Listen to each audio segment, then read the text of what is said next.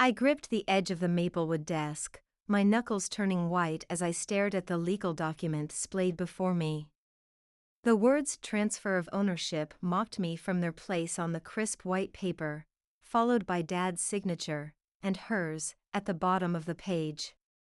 This must be a mistake, I whispered, my voice barely audible in the cavernous office. My father's lawyer, Mr. Hawthorne, cleared his throat awkwardly. I'm afraid not, Miss Hargrove. The paperwork is all in order. Hargrove Enterprises now belongs entirely to Eliza. My stomach churned as I thought of her, Eliza Kane, now Eliza Hargrove. 26 years old. My father's new wife. 3 years younger than me. When did he do this? I demanded, my voice stronger now, fueled by rising anger. The transfer was completed 2 weeks ago, Mr. Hawthorne replied, not quite meeting my eyes. Your father was quite insistent. 2 weeks. Just days before his heart attack. Before he'd been rushed to the hospital where he now lay in a medically induced coma, machines breathing for him, his prognosis uncertain. And you didn't think to inform me? I stood up, my chair scraping against the hardwood floor. I'm the CFO of this company. I've worked beside my father for 8 years, and you're telling me he gave everything, to a woman he's known for less than a year? Mr. Hawthorne shifted uncomfortably. I suggested he discuss it with you, Olivia. But he was adamant that it remain confidential until it became necessary to disclose it. Like now. With Dad fighting for his life and his child bride holding the keys to the kingdom. I paced the office, trying to process the betrayal. The desk, the leather chairs, the framed photographs on the wall, 3 generations of Hargroves standing proudly before the company headquarters, they all seemed to be watching me, judging me, as the legacy slipped through my fingers. There must be something, I said, spinning to face Mr. Hawthorne again. Some legal recourse. He wasn't in his right mind. She manipulated him. Mr. Hawthorne sighed, pushing his glasses up his nose. Olivia, I've known your father for 30 years. He was many things, but easily manipulated wasn't one of them. Then you didn't see him around her, I snapped. He was like a lovesick teenager. She batted those eyelashes and he would have given her the moon if she'd asked for it. I paused, swallowing hard. I guess she settled for his company instead. I'm truly sorry, Mr. Hawthorne said softly. But legally, my hands are tied. The company belongs to Eliza now. I stood there, trembling with rage and disbelief, as the weight of his words sank in. Everything my father had built, everything I had helped him build, now belonged to a woman who had sashayed into our lives and seduced my father with her youth and beauty. My phone buzzed in my pocket. I pulled it out to see a text from the hospital. Dad's condition was unchanged. Stable, but critical. I looked back at Mr. Hawthorne, a newfound resolve hardening within me. We'll see about that, I said, turning toward the door. This isn't over. Not by a long shot. As I stepped into the hallway, I nearly collided with a slender figure in a cream-colored dress. Oh, Olivia. Eliza's voice was honey-sweet, her perfect red lips curving into a smile that didn't reach her eyes.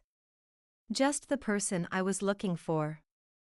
I've been meaning to talk to you about your position at the company. My blood turned to ice. My position? Well, yes. She tucked a strand of caramel-colored hair behind her ear, a gesture I'd seen her practice in the mirror. Now that things have changed. I think it's time we revisited the organizational structure, don't you? I stared at her, unable to believe what I was hearing. My father is lying in a hospital bed, fighting for his life, and you're already planning to push me out of the company? Her smile never faltered. Don't be dramatic, Olivia. I'm simply thinking about what's best for Hargrove Enterprises going forward. After all, it's what Lawrence would want. Lawrence. My father's name sounded wrong on her lips, too intimate, too familiar. You don't know the first thing about what my father would want, I said, my voice dangerously low. You might have fooled him with your act, but you don't fool me. A flash of something, anger? Fear, crossed her face before her mask of sweetness returned. I understand you're upset. It's a difficult time for all of us. Why don't we talk when you're feeling more rational? She patted my arm condescendingly, and it took every ounce of self-control not to slap her hand away. Enjoy your moment, Eliza, I said, stepping past her. Because I promise you, it won't last. Her laughter followed me down the hallway, light and melodious and utterly false. As I pushed through the revolving doors into the bright sunshine, I pulled out my phone and dialed a number I'd never thought I'd call. Morgan Blackwell's office, a crisp voice answered. This is Olivia Hargrove, I said, sliding into my car. I need to speak with Mr. Blackwell immediately. It's about Hargrove Enterprises. There was a pause, then, one moment, please. As I waited, I caught sight of my reflection in the rearview mirror. My gray eyes, Dad's eyes, stared back at me, filled with a determination I hadn't felt in years. Ms. Hargrove. Morgan Blackwell's deep voice came through the phone. This is an unexpected pleasure. I need your help, I said, cutting to the chase. My father's new wife has taken everything, and I intend to get it back. I see. There was a note of interest in his voice. And why come to me? Your father and I have been competitors for years. Exactly, I replied. No one knows Hargrove Enterprises, or my father, better than you do. And no one has more incentive to help me take down his gold-digging wife. The line went silent for a moment. Then Morgan Blackwell chuckled, a sound that sent chills down my spine. I believe we should meet, Ms. Hargrove. How does dinner tonight at the Meridian sound? 8 o'clock? I started the engine, a plan already forming in my mind. I'll be there, I said, and hung up. Game on, Eliza. Game on. The Meridian was exactly as I remembered it, all polished marble and crystal chandeliers, the kind of place where business deals were made over rare steaks and expensive whiskey. I hadn't been here in years, not since the night Dad and I had celebrated my promotion to CFO. Ms. Hargrove, the maitre d' greeted me with a respectful nod. Mr. Blackwell is expecting you. Right this way. He led me through the main dining room to a private alcove in the back, where Morgan Blackwell stood as I approached. At 55, he was just a few years younger than my father, but where Dad had gone soft around the middle, Morgan was lean and fit, with salt and pepper hair and piercing blue eyes. Olivia, he said, extending his hand. May I call you Olivia? You may, I replied, taking his hand. His grip was firm but not aggressive, a businessman's handshake. He pulled out my chair and waited for me to sit before returning to his own seat. I took the liberty of ordering a bottle of Chateau Lafite Rothschild. I believe it was your father's favorite. I raised an eyebrow. You know my father's wine preferences? Morgan smiled, a slight curl of his lips that didn't quite qualify as friendly. I make it a point to know everything about my competitors, Olivia. Just as I'm sure Lawrence knew everything about me. A waiter appeared with the wine, performing the ritual of uncorking and pouring with practiced precision. When he left, Morgan raised his glass. To unexpected alliances, he said.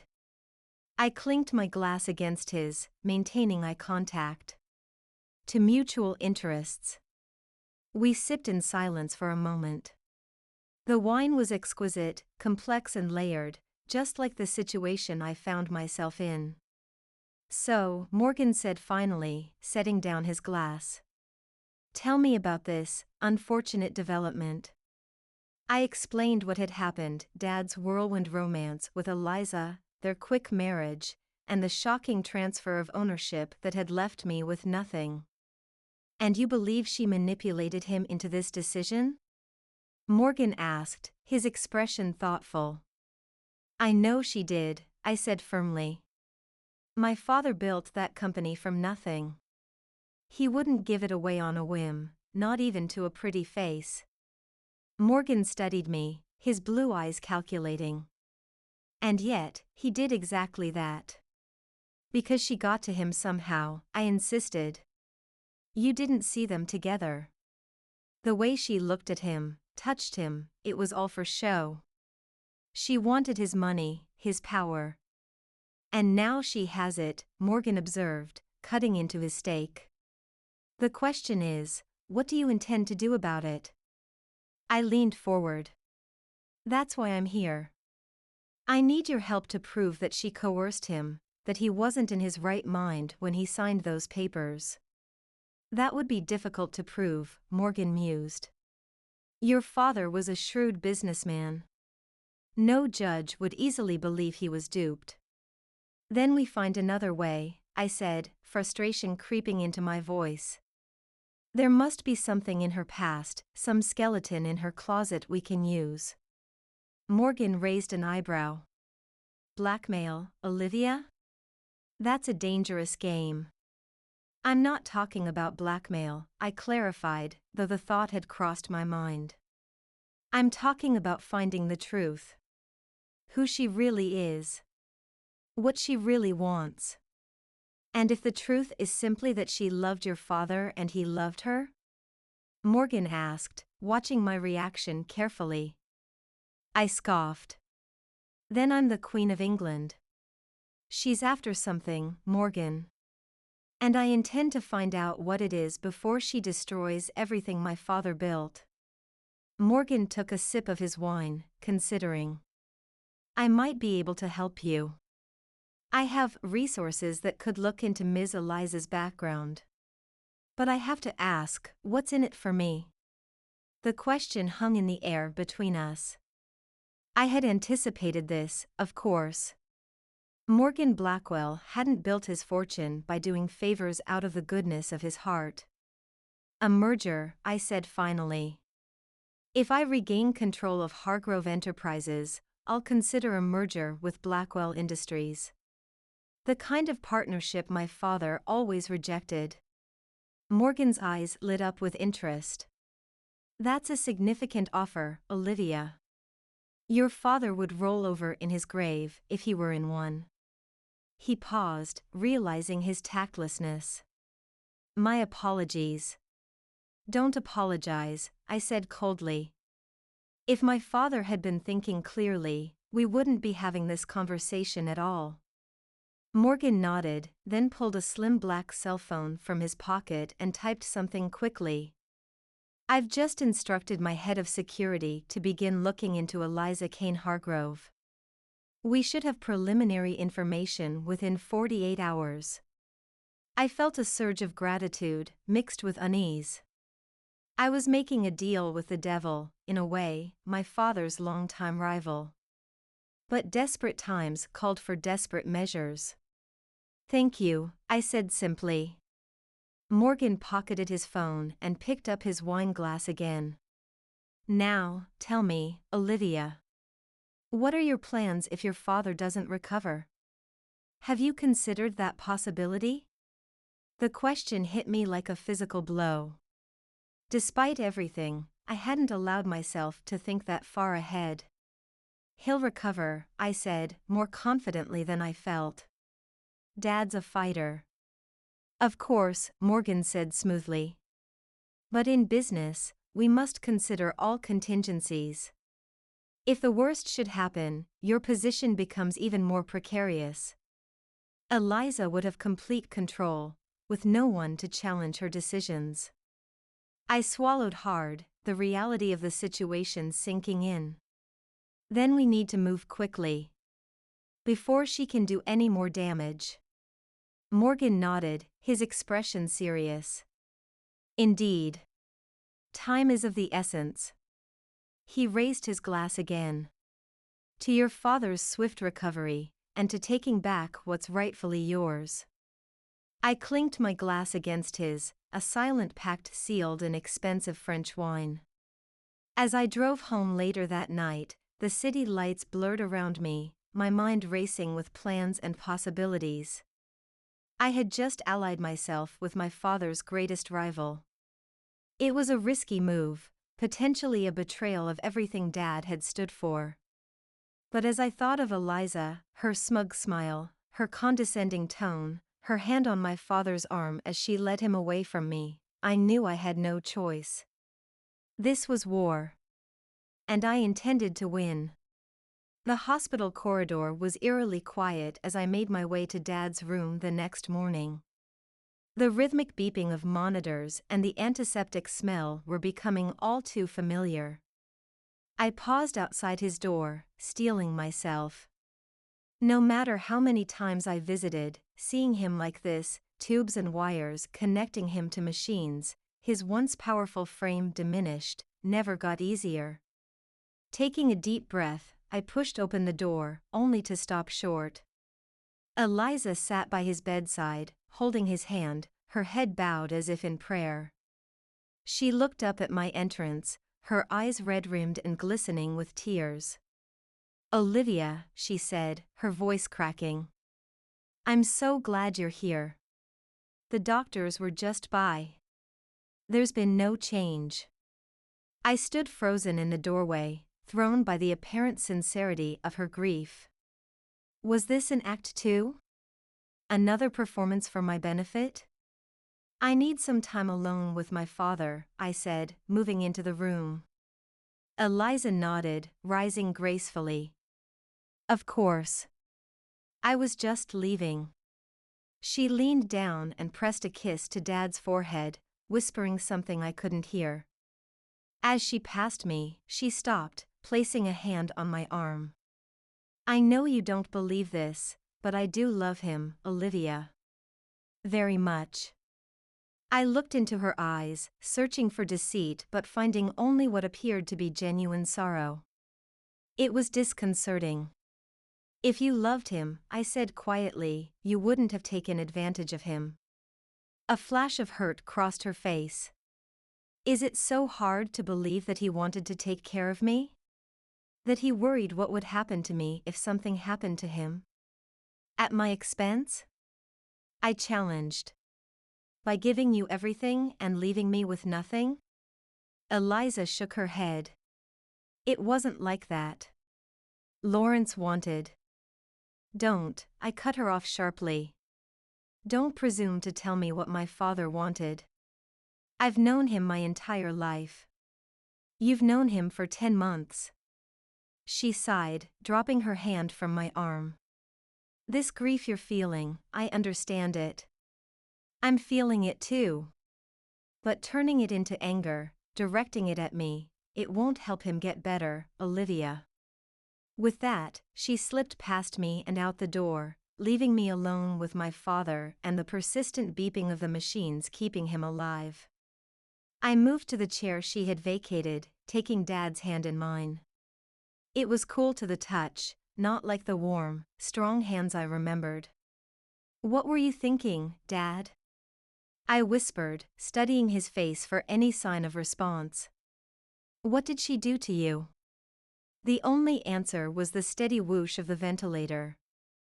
I sat with him for an hour, talking about nothing and everything, work projects, memories from my childhood, the maple tree in the backyard that was finally losing its leaves.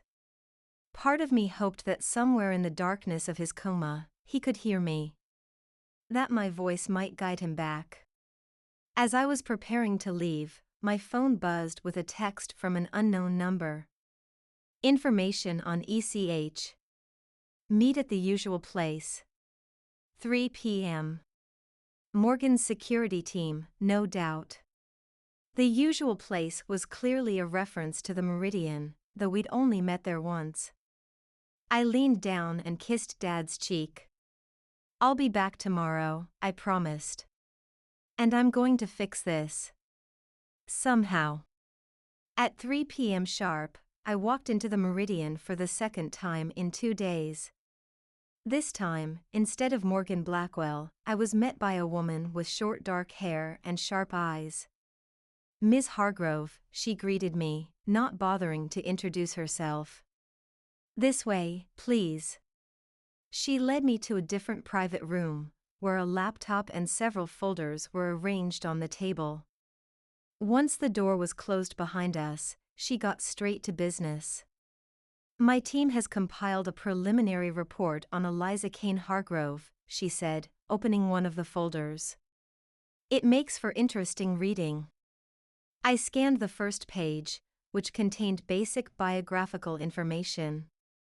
Eliza was born in a small town in Idaho, attended community college for 2 years before dropping out, worked a series of retail and waitressing jobs before landing a position as a personal assistant at a small marketing firm in the city.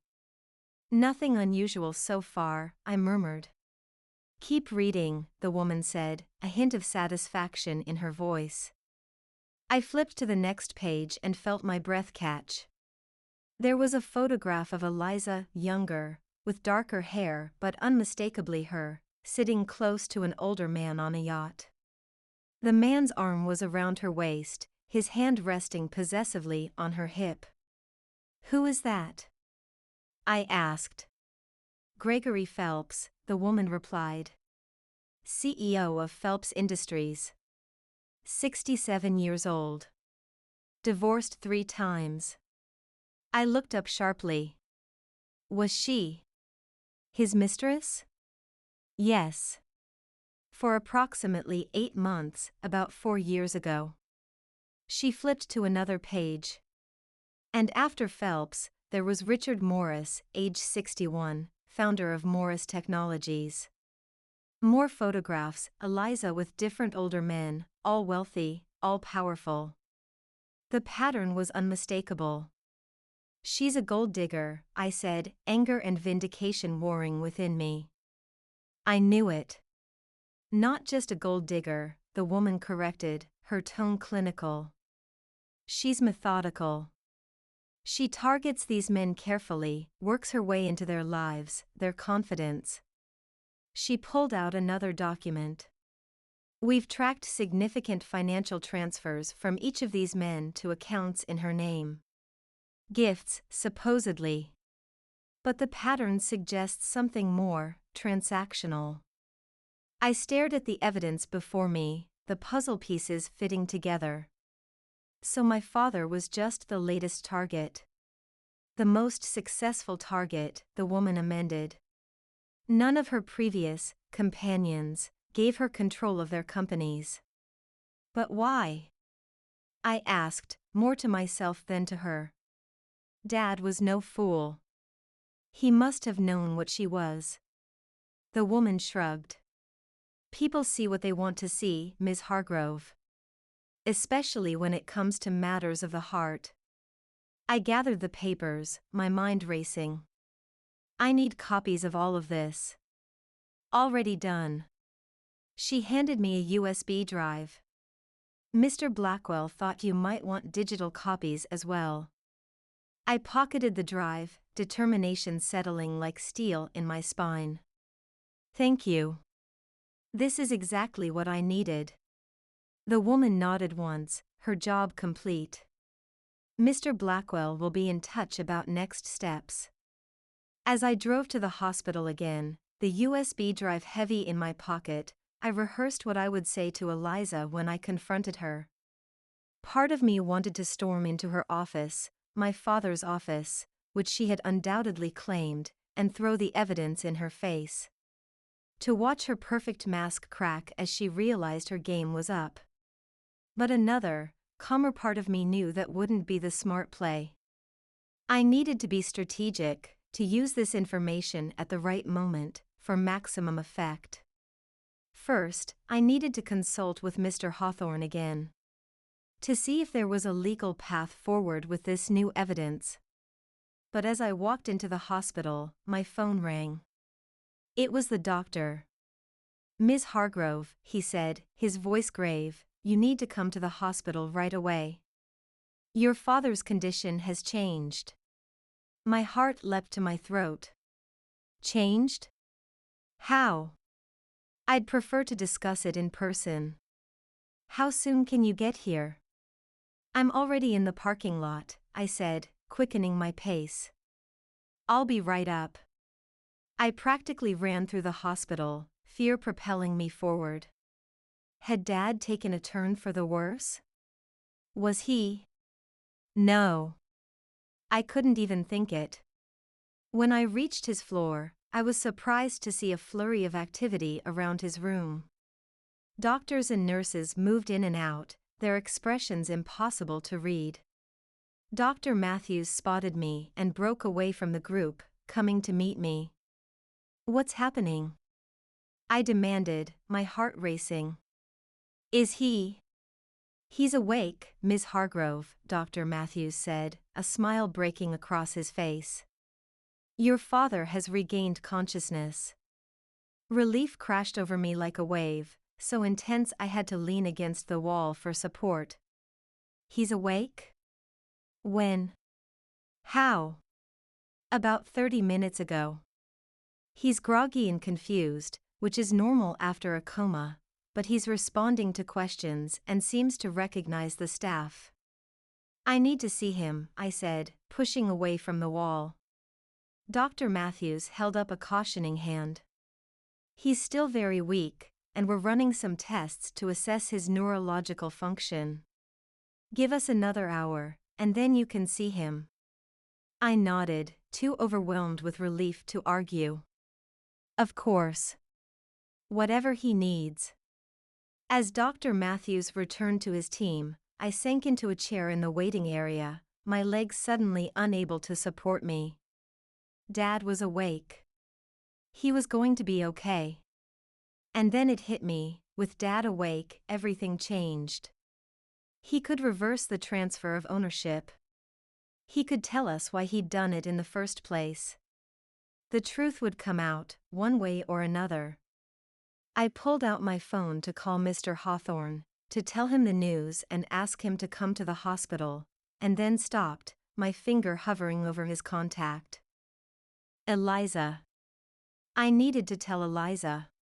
Despite everything, despite my suspicions and the evidence in my pocket, she was still legally his wife. She had a right to know that he was awake. Gritting my teeth, I dialed her number. She answered on the second ring. "Olivia? Is everything all right?" "Dad's awake," I said without preamble. "He regained consciousness about half an hour ago." There was a sharp intake of breath, then, "Oh, thank God. I'm on my way." She hung up before I could say anything else. I sat back, conflicted. Her reaction had seemed genuine, relief, joy, urgency to be by his side. If she was acting, she was very good at it. But the evidence didn't lie. The pattern was clear. She had done this before, wormed her way into the lives of wealthy older men for financial gain. Dad was just the latest in a line of conquests. Wasn't he? As I waited to see my father, doubt crept in like an unwelcome visitor. What if there was more to the story? What if, despite her past, Eliza really did love Dad? What if he knew about her history and had given her the company anyway? No. That made no sense. Dad was too smart, too cautious to make such a reckless decision if he'd known the truth. The elevator dinged, and Eliza burst out, her face flushed and her eyes wild with hope. When she saw me, she rushed over. "Have you seen him yet? What did the doctors say? Is he really awake?" Her questions tumbled out in a rush, her composure completely gone. He's awake, I confirmed, watching her carefully. The doctors are running tests. They said we can see him in about an hour. She collapsed into the chair beside me, her hands shaking. I can't believe it. I was starting to think. She trailed off, unable to finish the thought. That he might not wake up at all, I finished for her. So was I. We sat in uncomfortable silence for a few moments, united only in our relief at Dad's recovery. Olivia, Eliza said finally, turning to face me. I know you think the worst of me. And I understand why. But I hope that now, with Lawrence awake, we can clear the air. Get everything out in the open. I looked at her, this woman who had upended my life. In her designer dress and perfectly applied makeup, she looked every inch the trophy wife. But there was something in her eyes, a vulnerability, a sincerity, that made me hesitate. Yes, I agreed slowly. I think it's time for the truth to come out. She nodded, seeming relieved. Good. That's good. Because there's something I've been wanting to tell you. Something you need to know. Before she could continue, Dr. Matthews approached us. Ms. Hargrove, Mrs. Hargrove, he greeted us. Your father is asking for you both. You can see him now, but please keep it brief. He's still very weak. Eliza and I exchanged a look, our conversation postponed. What was it you wanted to tell me? I asked as we walked toward Dad's room. Eliza shook her head. Later. This isn't the right time. I frowned, suspicious of her sudden reticence. What was she hiding? As we entered Dad's room, I pushed those thoughts aside, focusing on the miracle before me. Dad was sitting up slightly, his eyes open, though heavy with fatigue. The ventilator was gone, replaced by a nasal cannula. My girls, he said, his voice raspy from disuse. Both my girls. I rushed to his side, taking his hand. Dad. You gave us quite a scare. His lips curved into a weak smile. Sorry about that. Didn't mean to cause a fuss. Eliza moved to his other side, tears streaming down her face. Lawrence, she whispered, bringing his hand to her lips. You're back. Dad looked at her with such tenderness that I felt like an intruder. Told you I wouldn't leave you, didn't I? It was such an intimate moment that I almost looked away. Almost. Dad, I said, drawing his attention back to me. There's something we need to discuss. About the company.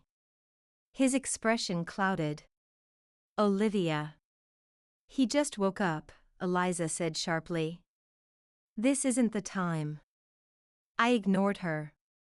You transferred ownership to Eliza. All of it. Why? Dad sighed, his eyes moving between Eliza and me. I knew you'd be upset. But I had my reasons, Olivia. What reasons could possibly justify cutting me out completely? I demanded, then caught myself, lowering my voice. I've worked alongside you for years. I've poured my heart and soul into Hargrove Enterprises. And you just gave it away. To her. Eliza flinched at the venom in my voice, but Dad's gaze remained steady. It wasn't a decision I made lightly, he said. And it's more complicated than you think. Then explain it to me, I pleaded. Help me understand. Dad closed his eyes briefly, fatigue evident in every line of his face. Not now, Olivia. I'm tired. Lawrence, Eliza said softly, maybe we should tell her. She deserves to know. He opened his eyes, looking at her searchingly. You haven't told her? I was about to, when the doctor came to get us, Eliza replied. But no, I haven't. Haven't told me what? I asked, looking between them. What's going on? Dad squeezed my hand weakly. Olivia, when I had the first signs of trouble, dizziness, chest pain, I went to see a specialist. The news wasn't good. My stomach dropped. What do you mean? What news? They found a tumor, Dad said, his voice steady despite the weight of his words. In my brain. Inoperable. The room seemed to tilt beneath me. A tumor? But that can't be right. Your heart attack was likely related to the stress of the diagnosis, Dr. Matthews said from the doorway. I hadn't even heard him enter. The tumor is affecting the area of his brain that controls heart function, among other things. I stared at him, then back at Dad, unable to process what I was hearing. So the coma, it wasn't just from the heart attack? Dr. Matthews stepped closer. The coma was induced to help reduce brain swelling after the heart attack. But yes, the underlying condition is the tumor. Why didn't anyone tell me? I demanded, my voice rising. I'm his daughter. Because I asked them not to, Dad said quietly. I wanted to tell you myself, when the time was right. I turned to Eliza, fury rising like bile in my throat. You knew. You've known all along. She nodded, tears still streaming down her face. Yes. I was with him when he got the diagnosis. And that's why, I said, the pieces suddenly fitting together in a horrible new pattern. That's why he gave you the company. Because he's dying. The word hung in the air, ugly and irrefutable. Dad's hand tightened around mine. I'm not dead yet, Olivia. But yes, my time is limited. The doctors gave me 6 months to a year. That was 3 months ago. I felt like I'd been punched in the gut. 6 months. Dad, no. There must be something they can do. Treatment, surgery, something. Dr. Matthews shook his head. The tumor is in a location that makes it inoperable, and due to its specific type, it's resistant to standard treatments.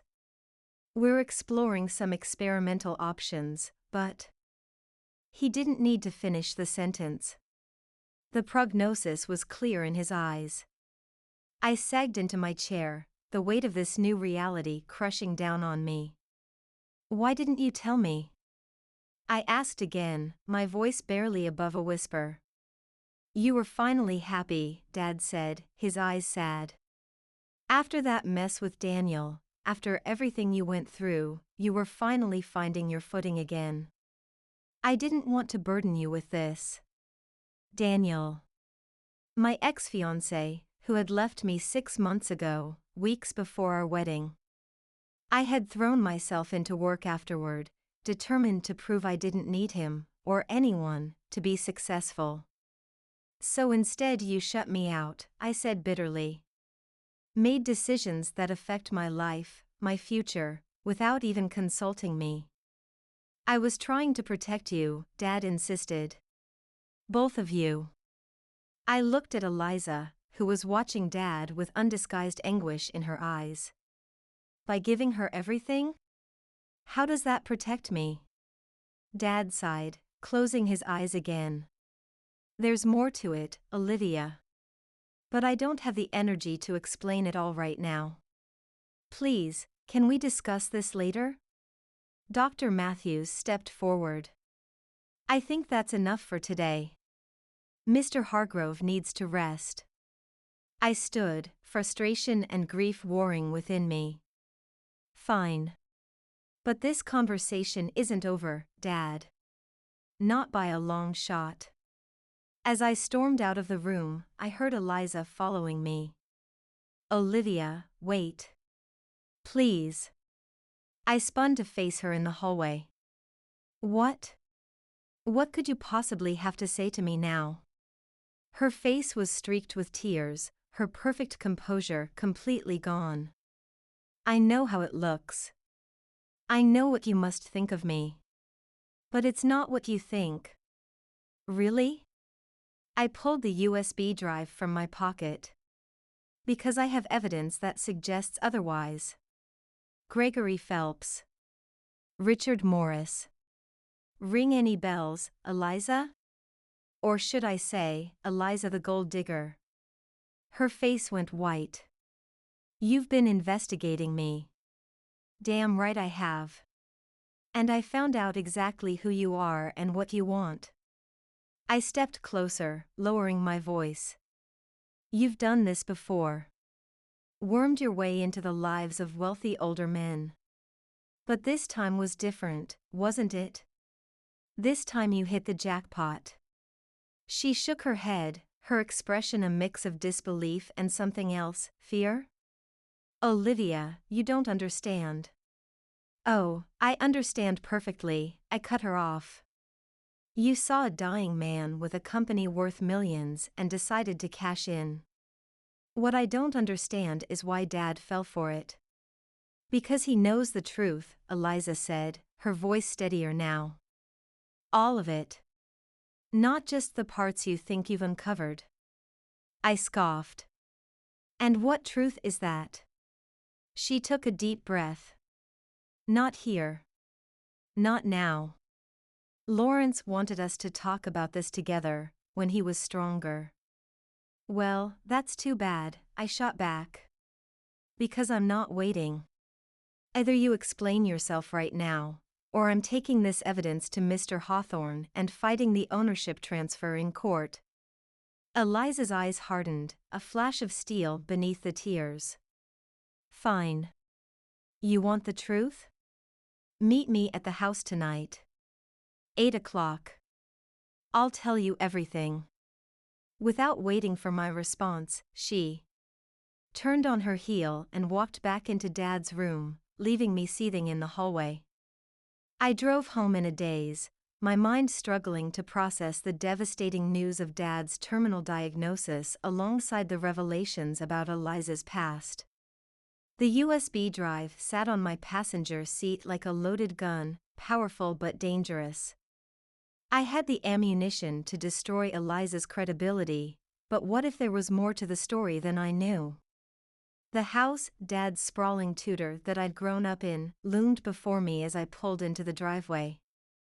Eliza had moved in after their wedding, but I'd kept my own apartment downtown.